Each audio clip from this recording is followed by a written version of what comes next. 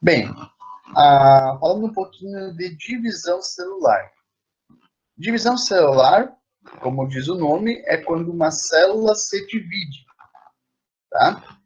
E a célula se divide para quê? Qual a função de uma célula se dividir? Nos organismos vivos, tá? A célula se divide para se reproduzir, para deixar descendentes, né? Sejam eles descendentes idênticos da célula-mãe ou descendentes diferentes da célula-mãe. Quando eles são idênticos, eu falo de reprodução assexuada. Eu estou deixando clones, né? O material genético, as células filhas são idênticas à célula-mãe. Então, nada mais que são clones. É o que está acontecendo com essa levedura aqui, tá? Está saindo um broto dessa levedura, e essa levedura aqui, ela é uma colônia, elas são idênticas. Elas não estão passando por um processo de reprodução sexuada aqui, tá? Elas estão produzindo novos indivíduos idênticos aos anteriores. Eu posso ter uma outra função, que é o crescimento. Tá? Então, os organismos multicelulares, eles têm essa prerrogativa de crescerem. Tá? Os organismos multicelulares, diferente dos unicelulares, embora os unicelulares possam formar colônias e crescer, mas os multicelulares, eles formam tecidos. E esses tecidos, eles possibilitam a formação de órgãos e sistemas no corpo, principalmente de plantas e animais. Tá? Aqui a gente tem a divisão celular numa região que a gente chama de meristema, uma raiz. Tá? Então a raiz ela vai se alongando, ela vai se dividindo e vai proporcionar que as outras células que já passaram pelo processo de divisão celular, elas venham a se diferenciar e dar origem a outros tecidos da raiz. Enquanto existem células que só fazem divisão celular, as células que já passaram por esse processo, elas vão se diferenciar e vão dar origem ao xilema e ao floema, que são regiões que transportam seiva bruta e elaborada, a região aqui de parênquima, que no caso da raiz armazena amido, e essa região mais externa aqui, que é a região protetora da epiderme. Tá? Então, toda essa região aqui é uma região que não passa por um processo de diferenciação, são células específicas de divisão celular que proporciona, então, vai proporcionar depois a formação de novos tecidos. Mas notem que aqui essas células que proporcionam a divisão celular, essas células meristemáticas, esse tecido, para dizer assim, é um tecido meristemático, ele proporciona o crescimento da planta. A mesma coisa acontece na parte aérea da planta, né? Quando o caule ele alonga e produz novas folhas. A mesma coisa acontece na parte aérea, tá? A mesma coisa acontece em várias partes dos animais. A gente tem as células embrionárias, quando o embrião está se formando, ele está crescendo, ele está produzindo novas células para produzir novos tecidos e órgãos. Tá? E depois, quando esse embrião ele nasce, ele também cresce até atingir a maturidade sexual. Tá? A maturidade sexual é quando ele vai realizar, que é a aula de hoje, a meiose. Tá? Ele vai, na verdade, a meiose começa a produção dos gametas, né? Ou dos esporos, se for plantas, ou fungos. Então, gametas nos animais, esporos em plantas e fungos. E essas células, tá? Que podem estar relacionadas à reprodução sexuada ou não, né? Os esporos, eles são equivalentes a uma semente que vai cair no chão e vai germinar, não está relacionada à reprodução sexuada como nos animais. Essas células, elas são células que têm metade do material genético que foi herdado dos pais. Tá? Quando eu digo os pais, eu estou falando que teve pelo menos 2 indivíduos responsáveis para a formação desse, do seu pai, né? Quando tem fala dos pais, é quando já tem fecundação. Então, esse indivíduo, essa célula, esse gameta, ou esse esporo, em algum momento ele vai produzir gametas, ou vai acontecer fecundação, se for um animal, ou se for um esporo, ele vai germinar e vai produzir depois, vai por processo de diferenciação celular, vai produzir um gameta, e esse gameta vai passar por um processo de fecundação, se for um fungo ou uma planta. Tá? E a gente tem mais um processo que é chamado de regeneração. Tá? A regeneração ela acontece tanto em plantas quanto em animais. Animais não é tão comum quanto em plantas. Planta, tu corta um galho, ela vai brotar um novo galho ali. Vai produzir, a planta por ter meristemas, tanto na raiz quanto no caule, ela vai estimular a produção de uma nova raiz ou de um novo galho. Alguns animais, como planários, e no caso aqui de alguns vertebrados, como os lagartos, por processo de divisão celular, também pode regenerar algumas partes do corpo. No caso aqui do lagarto, regenera apenas a cauda. Se vocês cortarem um pedaço da perna dele, não vai regenerar, tá? Só a cauda. Bem, então, reprodução, crescimento, regeneração são algumas das funções da divisão celular.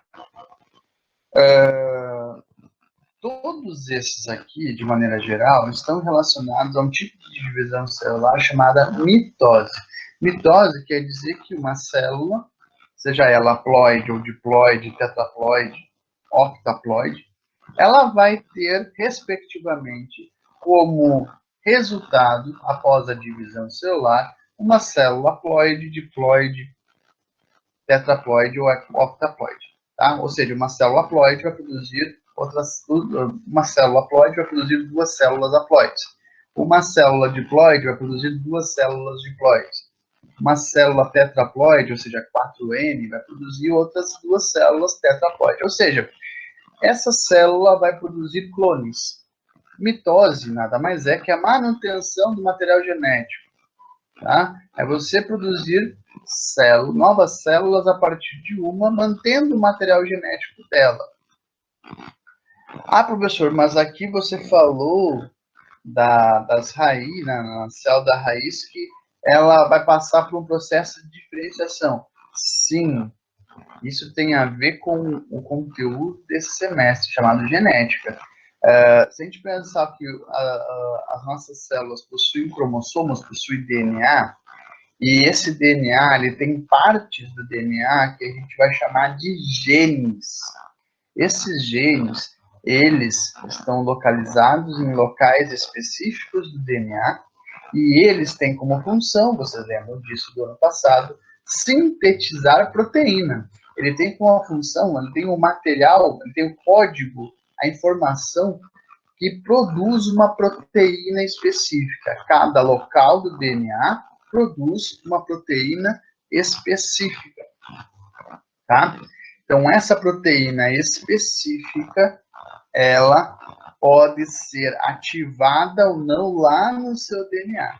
Então, quando a gente tem a diferenciação dos tecidos, quando vocês olham para a pele de vocês e olham no espelho para o olho de vocês, são tecidos diferentes, são células diferentes, porém, tem o mesmo material genético, tem o mesmo número de genes, só que alguns genes são expressados e outros genes estão inativos. A expressão do gene, quer dizer, aquele gene ele produz uma proteína, ou a inativação do gene, aquele gene ele está lá, mas não produz proteína porque algum mecanismo impede a produção dessa proteína. E é por isso que nós temos várias células diferentes, mesmo que o material genético delas sejam idênticos. O material genético da célula do meu coração, da célula do meu olho, da célula da minha pele, da célula do meu pâncreas, da célula do meu testículo, da célula da, sei lá, do meu osso. O material genético é idêntico. O número de as letrinhas, adenina, timina, citosina, guanina, lá, lembra as letrinhas? A sequência é idêntica. O que diferencia uma célula da outra é porque aqui, alguns genes estão ativos e outros estão inativos. Aqueles que estão ativos produzem proteína numa célula específica. Então, provavelmente no osso eu tenho algumas proteínas que são ativadas.